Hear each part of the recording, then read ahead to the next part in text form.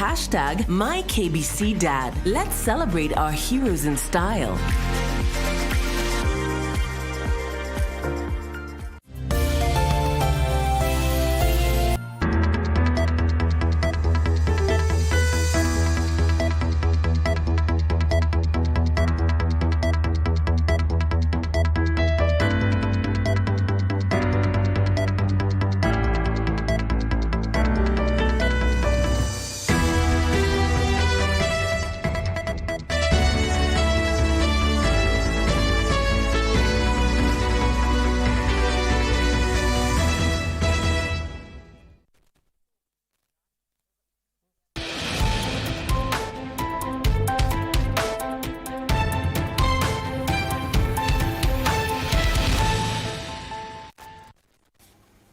Now, 15th of June 2025, exactly 1 p.m. time for Lunchtime News.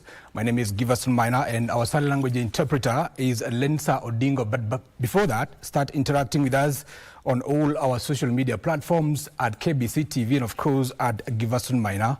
Now straight away we go ahead to In the Face, or rather as families worldwide celebrate Father's Day this Sunday. In Kenya, a section of widowers have been awarded for their loyalty by the Shell Club. 3 of the widowers, namely John Maina, John Monene and David Githinji, were honored for their resilience and received educational, business and household support to care for their kin. The fathers appreciated the kind gesture, encouraging more people and organizations to recognize widowers whose sacrifices often go unnoticed.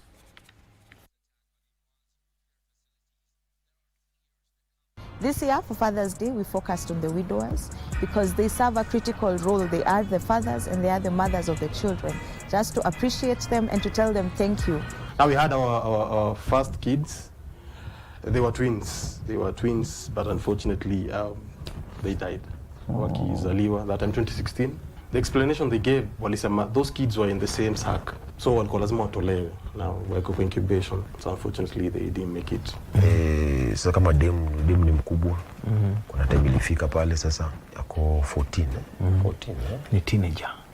Teenager basi ndio hiyo sasa. Kila kitu ana change. So pale si unajua lazima madhaki angekuwa angemexplainia. Mpaka sasa hiki na misingi ni kuona that pillar of mine. Kama hiko. Hiyo tumbaya tafanya tufikirie. Wame come through very poor sana na nimeshukuru sana.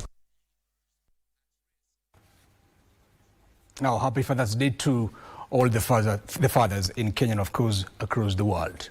Now, away from that, North Rift region leaders have called for political tolerance in the region and the country at large in the wake of murder of blogger and teacher Albert Ojwang. They also asked the Independent Policing and Oversight Authority to swiftly investigate the murder and bring the culprits to book.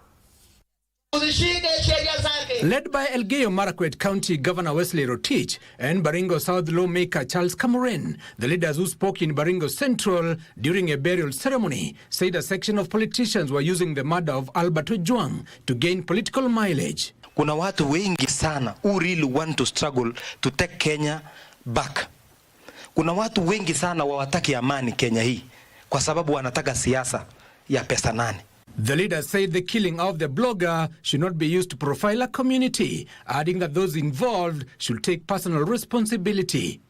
But unapata mtu kiongozi mzima anataka to accuse a whole community na polisi wako wanafanya investigation. Sisi hata hatujui what is happening, but you want to blame a whole community just because you want to invite us to a contest of violence. Na tumeona polisi hii wameweza kuchukua hatua, wamekamata wengine ambao wanatarajiwa kuchunguzwe. Wacha tupoeshe ili serikali wapate nafasi, security wapate nafasi ya kuchunguza. Meanwhile, in Garissa County, the 2027 gubernatorial race has attracted aspirants, with former Ijara Member of Parliament Ahmed Ibrahim Abbas declaring his bid. This is my county, this is where my community lives, and I believe I will be able to do a better job, much better job than what has been done so far. His bid was endorsed by the Council of Elders from the Samawathal community. Ni mtu ambaye tumechagua na tukaona kuwa anafaa na atafaa Garissa County, atafaa watu wa Garissa. Si mwingine huyo ambaye mimi nataja ni Ahmed Ibrahim Abbas.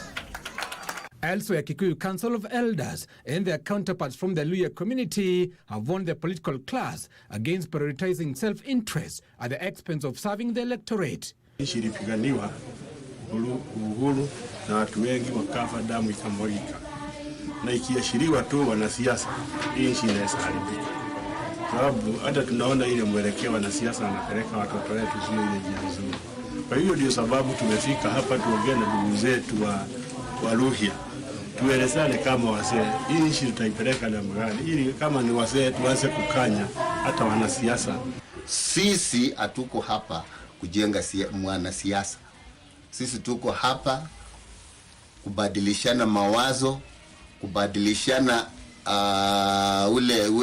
yale ambao wamesoma wao na ambao wanaweza kusoma kwetu kama Wabukusu na Waluhya. I've known that culture is very important. I went over to Europe, America, Asia, and wherever I went, people were proud of their culture. And the people's culture includes the spiritual aspect of worship, language. The leader spoke at a meeting in Kamukuyu, Bungoma County. And now from Bungoma, we take you briefly to Kajiado County, where Tata Chemicals Magadi Company has embarked on an ambitious project of tapping green energy from fossil fuels to reduce production cost and enhance suitability. The multinational soda ash producing company is moving in earnest to invest in environmentally friendly technologies, including a two-phase mega solar production plant that targets to produce 10 megawatts after the completion next month. The company, which is among the biggest consumers of fossil fuel in the country, is seeking to reduce the reliance on the national grid.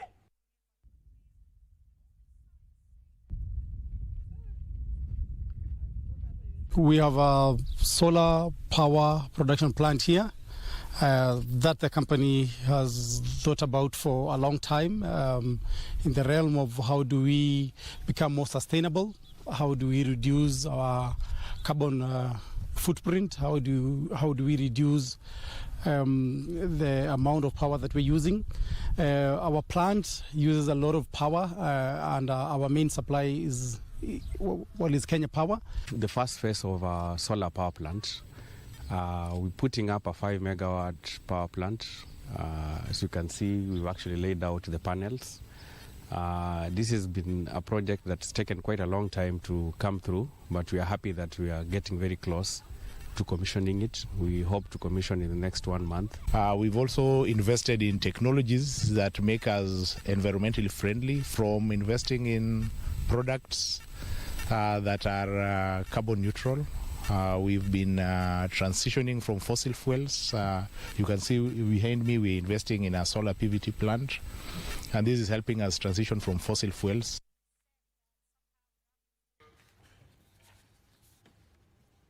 Now, the government has announced plans to collaborate with institutions of higher learning to equip students with the necessary skills for the evolving job market. Principal Secretary, Micro, Small and Medium Enterprises, as MSME, if you like, Development Susan Mangeni says there is need to prepare learners for the changing world of work, from traditional employment models to job creation, where they can transform their career training into entrepreneurial ventures. She made the remarks during the second edition of the MSME Connect Forum and exhibition at the University of Embu in Embu County.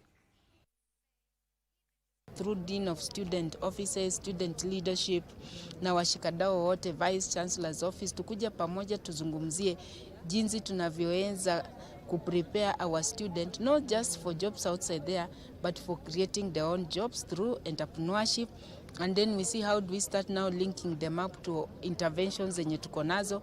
Kama ukiona ministry yetu tuko na Uwezo Fund ambayo huwa ina support vijana wakiwa kwa vikundi, na hivi majuzi pia tumeweza kuzindua loan specially ile ya kuwawezesha kupata zile kazi majuu, tunaita uwezesha kazi majuu.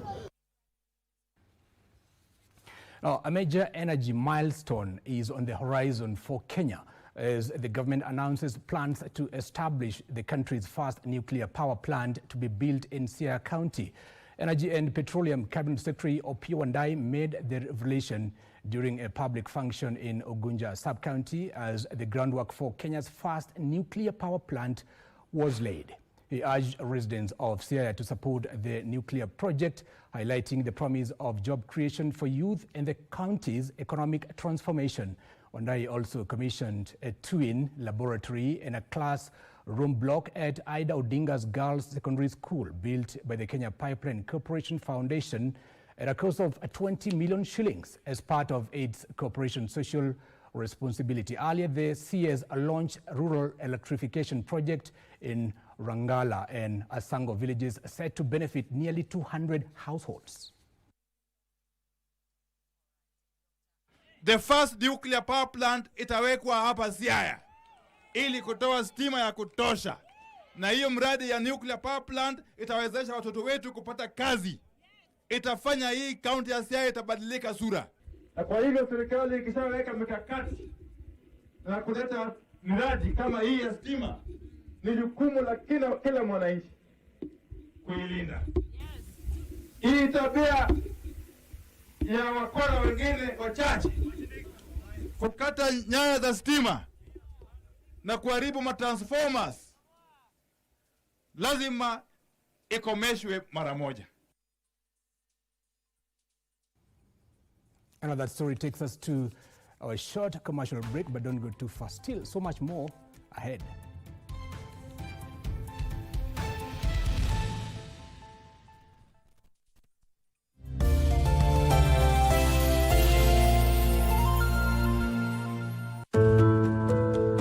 Imagine a future where you can enjoy the fruits of your hard work without financial worries. A time when you can truly relax, travel, and pursue your passions. To achieve that dream, you need to plan today. With the cost of living constantly rising and inflation showing no signs of slowing down, the money you need today will be nearly 10 times higher by the time you retire. Without a solid retirement plan, you risk financial insecurity when your active income stops. That's why saving for retirement is necessary. Regardless of your age, it's never too early or too late to start planning. Engage with experts from any RBA registered individual pension plan for guidance in tailoring a retirement strategy based on your current lifestyle, future goals, and desired retirement age. This provides the fixed regular income you'll need after retirement to ensure you live comfortably without compromising your quality of life. The earlier you start saving, the more secure your future will be. Start saving for your retirement today and live your golden years the way you've always dreamed. For more information, visit our website www.rba.go.ke,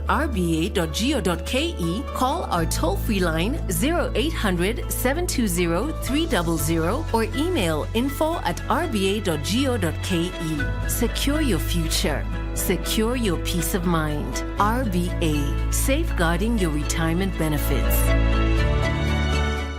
19 nations will compete in the Total Energies CAF African Nations Championship, Kenya, Uganda, Tanzania 2024, which will be staged from 2nd to 30th August 2025. Amongst the 4 groups in the tournament A to D, Kenya is pooled in Group A, together with Morocco, Angola, DR Congo, and Zambia. Algeria from the set piece, the header is on target, but it's... This unique competition featuring the best locally based players from across the continent definitely has something for everyone.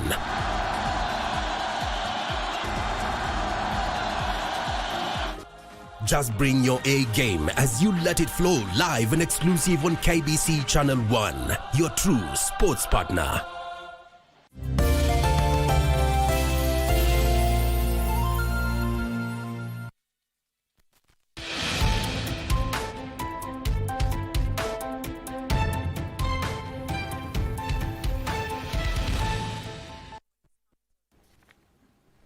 And welcome back. You're watching Lunchtime News.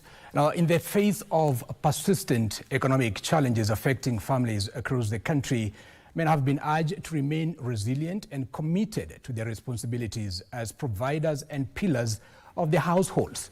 The messaging formed the heart of Father's Day celebrations held at St. Francis of Assisi Catholic Church in Ruiru, Kiambu County, where the congregation came together to honor men for their role in society, as well as to celebrate the spiritual service of Father Peter Waweru of the Franciscan Order. Father's Day is an annual event designated to honor fathers and celebrate fatherhood, paternal bonds, and the influence of fathers in the society. This year's Father's Day theme is a responsible Christian fatherhood at St. Francis of Assisi Catholic Church in Ruiru, Kiambu County.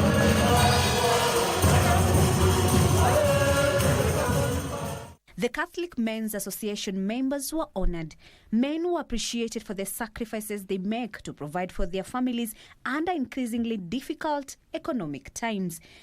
Katika changamoto za maisha tunakutana na wale ambao wamelemewa ama wanalemewa na uzito wa maisha, uzito wa familia, uzito wa mahusiano, na tunawaomba kwanza wajikaze, na baada ya kujikaza waweze kutafuta marafiki zao, waongee na wao. Tunasema kwa kimombo, a problem shared is a problem half solved. Joseph Ndegwa, the church moderator, urged the men to emulate strong male figures such as the biblical Joseph as a model for humility, spiritual leadership and family commitment.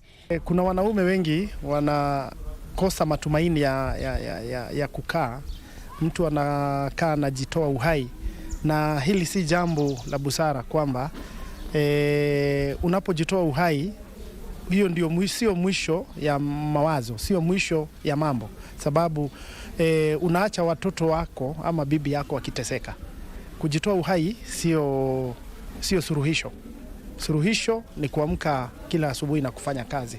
Na wengine ni wazazi wetu wa kidini, wawe wakiheshimiwa ni watu wote.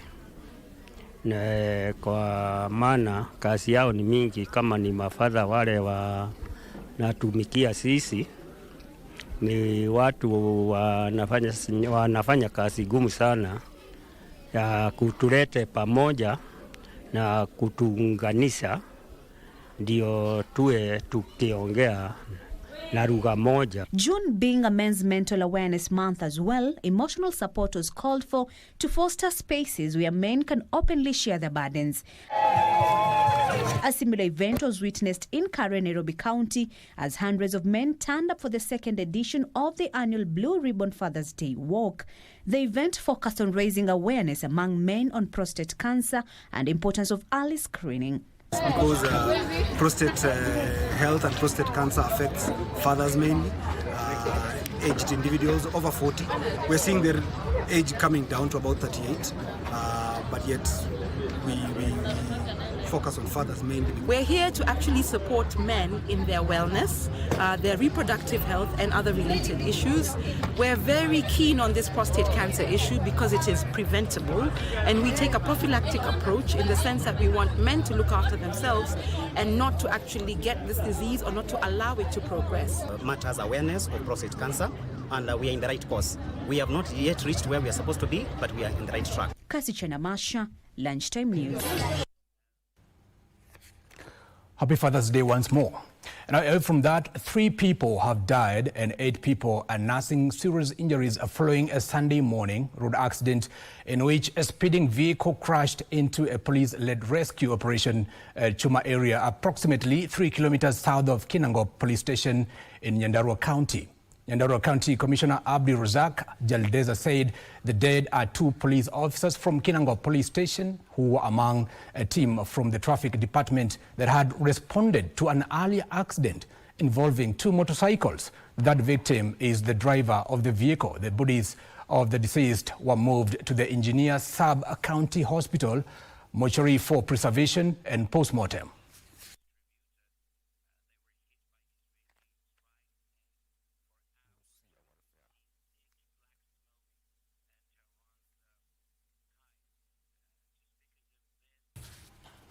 Parents in Matayo's constituency in Busia County have been criticized for neglecting their children's rights, a trend that is contributing to a growing number of street children in Busia town and surrounding areas. Speaking at an early celebration of Day of the Early Child Euphrasia Gala, an officer from the Children's Department in Matayo's expressed concern about the rise in child neglect and abuse. She noted that many children have been left vulnerable due to inadequate care from their parents.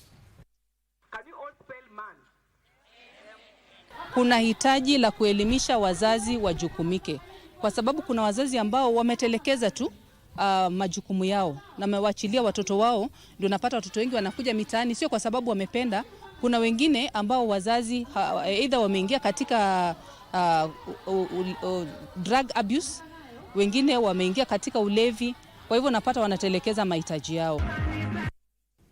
Now we take you to Kisii County, where health stakeholders have expressed the urgent need for the establishment of a blood screening center in the Gusii region as a way of addressing some of the challenges experienced during blood transfusion emergencies. Speaking during a ceremony to celebrate blood donors from Kisii High School and Kariri Girls High School, the stakeholders decried the burden of sending donated blood to far centers in Kisumu or Nairobi counties, which often hinders timely transfusion during emergencies. Kisii County Director of Medical Services, Dr. Giobe Matiko, emphasized the need for local capacity, noting that the lack of reagents and appropriate support continues to undermine voluntary blood donation efforts. And we put in measures to ensure that any single patient will lose a life or go into an adverse outcome because of lack of blood and its products. However, even with these efforts to achieve sustainability, we want to continue requesting our partners to come forth and assist in areas like human resource, where sometimes we have a shortage, reagents where sometimes lacking, beverages for the donors, and indeed transport to centers where we collect blood to ensure that we have all this collection going on.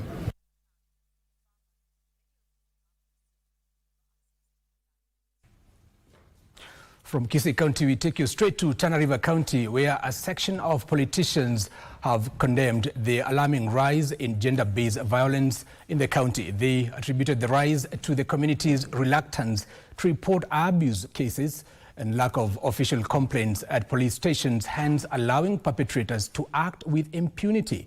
They call on residents to cooperate with security agencies and grassroots organizations to ensure every case is reported and justice is served. Among the measures they demanded are dedicated service centers in every ward, increased access to psychological and legal support for survivors, and stronger government intervention. Machifu, watu wakuwe na kopi za judgment ambazo zinaambia watu ukifanya hivi ni 15 miaka yako, ukifanya hivi ni 20 miaka yako. Watu wataanza kuheshimu, kuogopa na kugeuza hizi mila ambazo ni chafu na zinaumiza watu wetu. Hii mambo ya gender based violence sisi kuweza kuimaliza ni tushirikiane, waume kwa wake, tunahitajiana.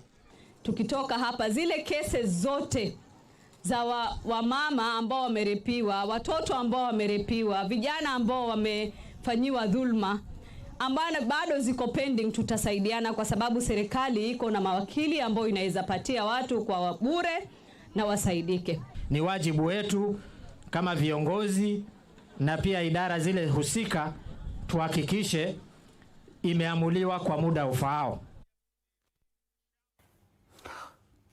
The Ministry of Labour and Social Protection has allocated 250 million shillings to empower persons with disabilities this year. Social Protection Principal Secretary Joseph Mutari says the kitty will go a long way in catering for the special groups' education, economic empowerment and purchase of assistive devices. Mutari spoke during the 18th session of the Conference of States Parties to the Convention on the Rights of Persons with Disabilities held in New York, USA. He stated that the government is working on implementing the 2023-2027 strategic plan, which prioritizes awareness, socio-economic empowerment, and digital inclusion. Approximately 63,000 households will continue to benefit from the government cash transfer, with each family receiving a monthly stipend of 2,000 shillings. Kenya pledges to scale up disability rights and education, strengthen grassroots advocacy, and championing the 15% international cooperation target for disability inclusion and institutionalizing participatory budgeting.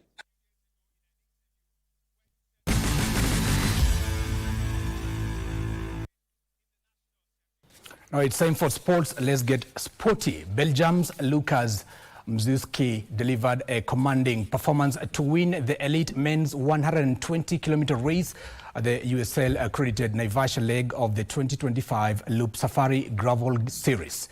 He won in a time of 3 hours, 45 minutes and 3 seconds, finishing ahead of Uganda's Charles Kagimo, while Lucas Baum of Germany was third. In the women's elite category, Canada's Halle Smith won in 4 hours, 32 minutes and 10 seconds, beating Rwanda's Claude Nyarahabima and Venja Betts of Germany, who were second and third. The top 5 finishers in the elite 120 kilometers men and women's categories earned cash prizes ranging from 20,000 to 5,000 Kenyan shillings.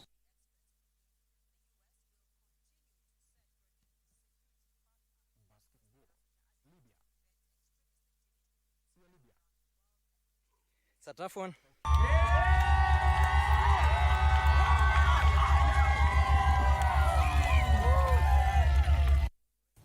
Now let's change gears to other matters. Libya's Al Ahly Tripoli defeated Angola's Petro di Luanda 88-67 to win the 2025 Basketball Africa League Championship at the Sunbet Arena in Pretoria, South Africa. Al Ahly, who made their ball debut this season, are the first from Libya to win the BAL Championship. A record of 141,564 fans attended games over the course of the BAL's milestone 5th season. Al Ahly Tripoli are the first in the league's history to win both the conference and the championship in the same season. APR defeated Egypt's Al Ittihad 123-90 in the third playoff, setting a league record for the most points scored in a single game. 3 as well, with 3 minutes left to play. They have just been relentless. He's on 11 points, and Adams gets himself into double figures. White Junior going up. Oh, look at that, that's brilliant, and he gets his first points in the final. Look how much it means to him. Tripoli are the new champions of the Basketball Africa League. Celebrations galore. They've engineered. And now that story concludes our bulletin for now. My name is Giverson. My now sign language interpreter has been Lensa Odingo. Happy Father's Day to all fathers in the world, and of course, future fathers. See you and bye-bye.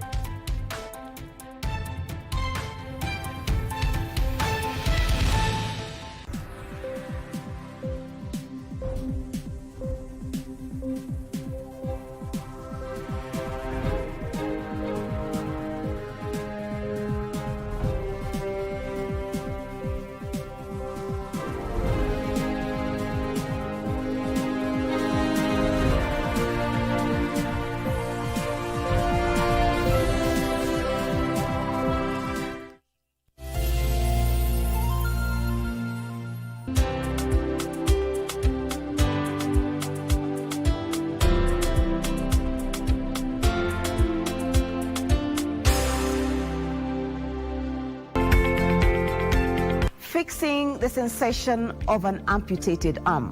We identify this area and then we look for the nerve that was going to the skin of this area, and then we take that nerve now and connect it to the ones that were going to the hand. This week we bring you a groundbreaking surgery of a kind. Mimi nilikuwa nauliza mkono wangu iko wapi because mimi nilijua nilala na mkono. kuamka napata sina mkono. Join us this week as we learn about transhumeral targeted sensory reinversion. Semana Spokes. Bonga na gava. Hapo hapo. Semana Spokes is a bold, enlightening television show that offers Kenyans a direct line to the heart of government operations. Hosted by the government spokesman, Isaac Mwaura. Welcome to Semana Spokes Bonga na Gava. This weekly program features candid conversations with senior government officials, cabinet secretaries, and heads of key parastatals as they break down their ministries' achievements, challenges, and strategic plans. Cage aquaculture farming, yes. 8.7 billion. Yes. So there's a lot of money. There's a lot of, and we have not even tapped the potential. As we get closer to start constructing the first nuclear program, we should have a robust regulatory framework. Thank you, the spokesperson, for this chance, where we are able to converse with our government. Semana Spokes. Hii sio story ya jaba. Sio story ya jaba. Mimi ni Mkenya mzalendo daima. Thank you. Tuesday at 8 p.m. only on KBC Channel 1.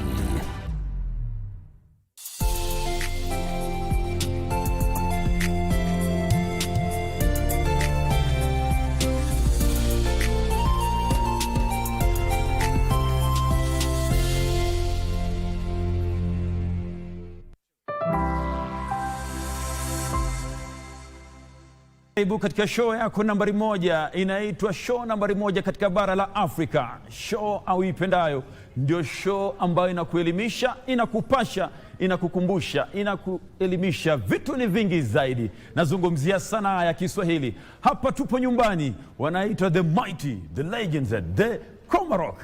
Komarok, yeah? Komarok. Sauti za mabuzi madume na mambuzi jike. Hapa ndipo wametulia kuhakikisha kwamba wanakupatia kazi kubwa zaidi. Wamepanda pantosha, sasa ni kuvuna pankwisha. Ni wakati ambapo tutakuwa tunasikiliza burudani hii imefanywa kazi gani. The Komarok ni eneo kubwa zaidi ambalo limetawaliwa na watu wengi tu. Wanafunzi wapo, mabinti wapo na magulamu wapo. Wakati ambapo unasikiliza kwamba ngoma imelia, basi ni wakati wa kusikiliza mdundo kabla haijapasuka kiwambo. Katika sanaa ya Kiswahili ni mchakato mzima unaokuelekeza kwenye mfumo wa CBC na CBE. Je, wamejiandaa vipi? Tutasikiliza sauti zao, nguvu yao, elimu yao, ili tuweze kuafiki ubora wao. Kila mmoja amejiandaa kulingana na kiwango chake. Kumbuka mpenzi mtazamaji, itakuwa ni short na ipiga kuanzia sasa mpaka mwisho, nikiwa na imani kwamba tumesafiri salama, tumefika hapa angalau tuhakikisha kuwa tunakupa vitu kwa njia ya kipekee. Kumbuka hii ni sanaa ya Kiswahili. Jina langu ni mtu kwao Double Mathias Momanyi. Sipo peke yangu, nipo na rubani mwenzangu Rashid. Bila shaka mtazamaji, ahlan wa sahlan wa marhaba mahali popote ulipo. Assalamu alaikum wa rahmatullahi wa barakatuh. Mpenzi mtazamaji wa runinga unayoenzi ya KBC Channel 1, na karibu kwenye kipindi unachokipenda, kipindi sanaa ya Kiswahili. Ni kipindi mtazamaji ambacho kinawapatia fursa wanafunzi kote nchini kutoka shule mbalimbali za upili kuonyesha weledi wao katika swala zima la lugha, msamiati na masuala mengi ikiwemo fasihi. Mtazamaji, hii leo tumedunda katika udongo wa Komarok. Ni mengi ambayo tumekuandalia mtazamaji. Hii ni shule ambayo ilianzishwa mnamo mwaka wa 1989 na aliyekuwa mbunge wa sehemu hii wakati huo ikijulikana tu kama Embakasi, kwa sasa imegawanywa marehemu David Mwenje. Ni shule ambayo ikianza ilikuwa inajulikana kama shule ya upili ya Kayole, lakini mnamo mwaka wa 2010, mwaka ambao katiba ya Kenya ilipatikana kikamilifu, shule hii ikabadilishwa na kuwa The Komarok. Kwa nini The Komarok? Kutokana na eneo ambalo shule hii ipo. Mtazamaji, ni shule ambayo ina wanafunzi kutoka sehemu mbalimbali ya eneo hili kama vile Dandora, Kayole na Saika. Ni wanafunzi ambao labda utasema wanatoka katika maeneo ambao kipato ni cha chini, lakini hilo katu haliwasumbui. Elimu kwanza. Mtazamaji, ni shule ambayo ina takriban wanafunzi 1380 na walimu zaidi ya 50. Ni shule ambayo mtazamaji vile vile pia inaongozwa na mwalimu mkuu Bwana Ashford Marimi. Je, wametuandalia nini mchana wa leo kwenye sanaa ya Kiswahili?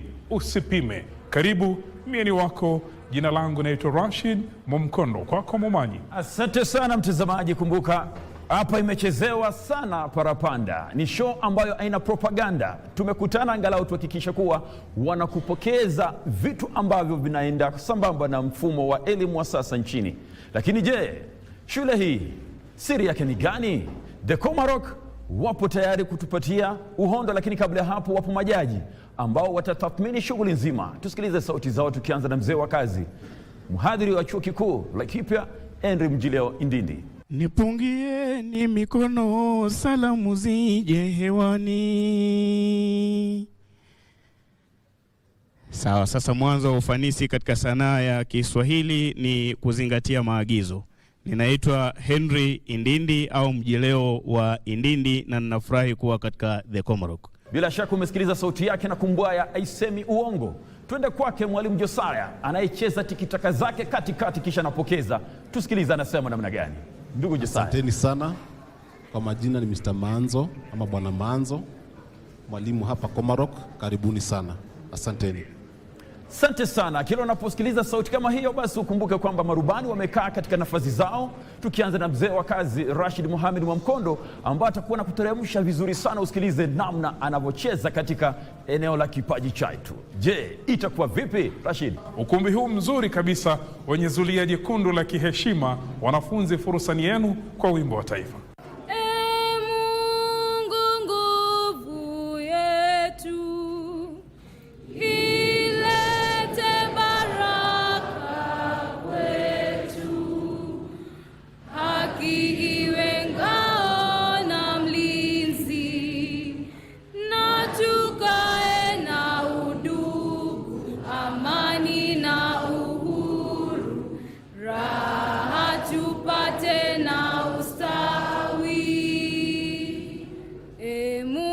Twaomba uilinde Jumuiya ya Afrika Mashariki, tuwezeshe kuishi kwa amani, tutimize na malengo yetu. Jumuiya yetu sote tuilinde, tuwajibike, tuimarike, umoja wetu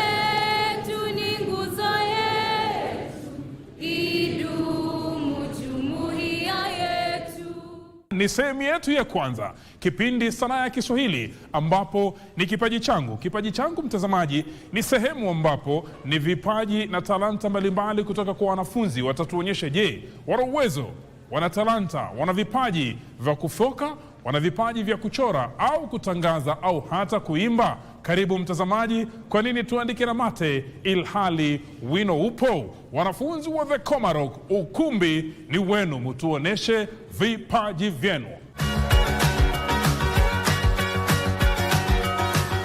Ni bure wabobokao, sishike maneno yao, kwani ni umbile lao, chuki na wivu ni wao. Kitu kipya ni chao, masilaha yako kwao, usiwache mbachao kwa mswala upitao. Sahibu hili ujue na kujulisha mwenzangu, uliponitenda wewe nilisubiria kwangu. Vipi leo una mawe na mapanga na marungu, kigumba ni kwa nguruwe, kwa mwanadamu uchungu. Muda ukitaka kopa, wacha pupa lenye hamu, uache kutapatapa, tulia utabasamu. Mjaroho kukupapa, jambo lako halitimu, kila aliye na pupa hadhiriki kula tamu. Unapokuwa tajiri, una wengi washtiri, inataka ufikiri, hesabu ikariri, uidhibiti hodari, toka pesa na johari, mali bila daftari, hugibu bila habari. Kiumbe unaambiwa, kitunze chako kipaji, ufahamu ukijua, usiuharibu uji. Punguza kujishaua, maringo ni ufujaji, mgema kisifiwa, tembo hulitia maji. Iwapo utajituza, ya wazazi kusikiza, heshima utaikuza na yako yote kufuza, kisha upate najaza na baraka kufuliza. Kizuri kinajiuza, kibaya chajitembeza. Bure usijizuzue, sahibu kaa utue. Rafikio vipi awe, ila ana mwishowe. Lakini nduguyo mwenyewe, ndiye mtu wako wewe. Mla nawe, hafi nawe, ila mzaliwa nawe. Ikiwa mja wa haki, mcha Mungu kweli kweli, taabu haikufiki, toka ya hali na mali. Na kila lililo na dhiki, kwako huwa liko mbali. Wastara hasumbuki, wa moja havai mbili. Shukran.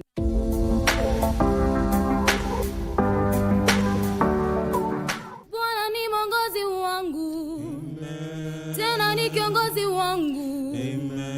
Ananipenda leo kuliko jana. Baraka zake hazikuishi, si kama binadamu abadilikie.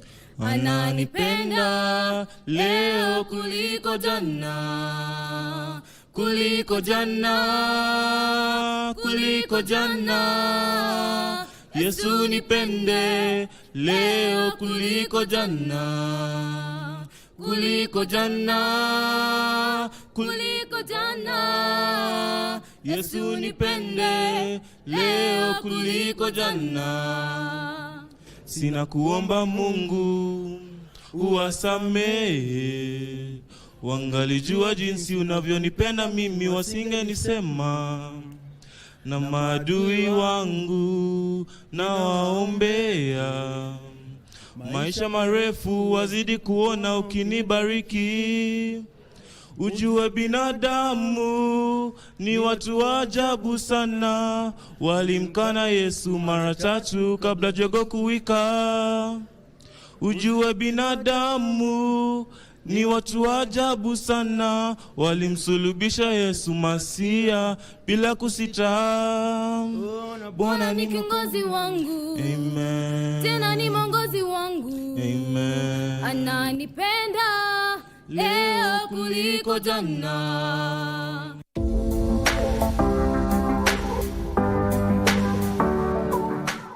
Niligrow up nikijua matusi ni mbaya, na ndio maana hata drugs mi siwezi afford kuabuse.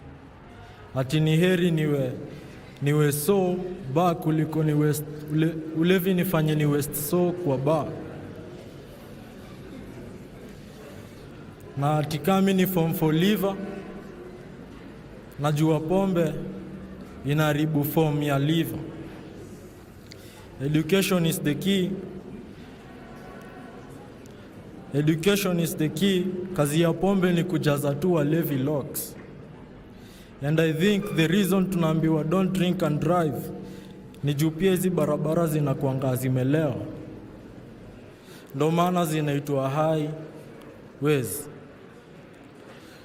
Na tunalipa dhao kwenda National Park na kitu tu naona ni ngiri. Asante.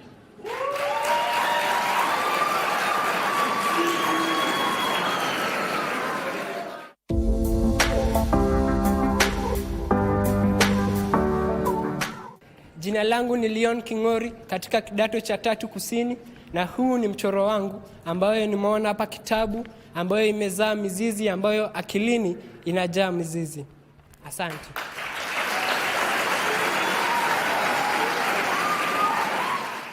Naam, kwa majina ni Gabriel Mulwa na nimechora mchoro ambao unaonesha sehemu moja ambayo inahusu ukataji wa mti.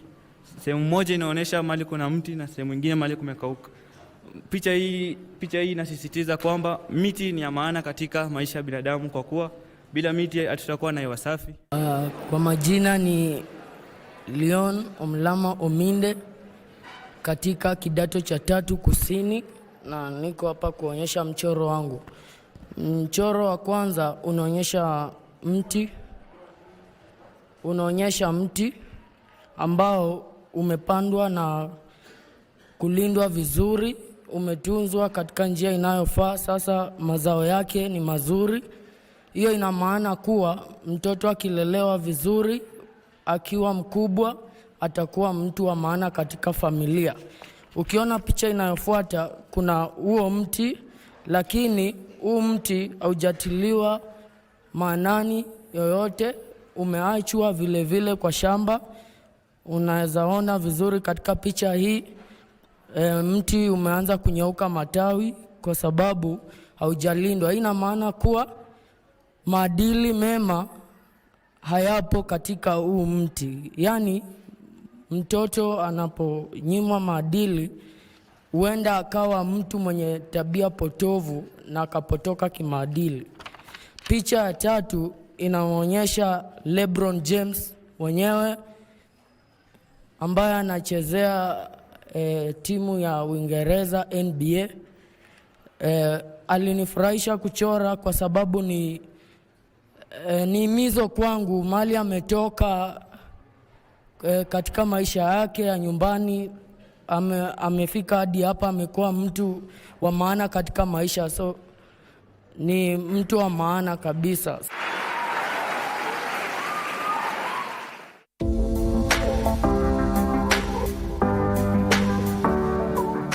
Kwa majina ni Dennis Duku kutoka kidato cha 4 cha kati, na nataka kuwaletea vitanzandimi. Ganga wa mhanga mwenye matanga anatangatanga tanga. Ganga wa mhanga mwenye matanga anatangatanga tanga. Ganga wa mhanga mwenye matanga anatangatanga tanga. Wape wale wanawali wali wao. Wape wale wanawali wali wao. Wape wale wanawali wali wao.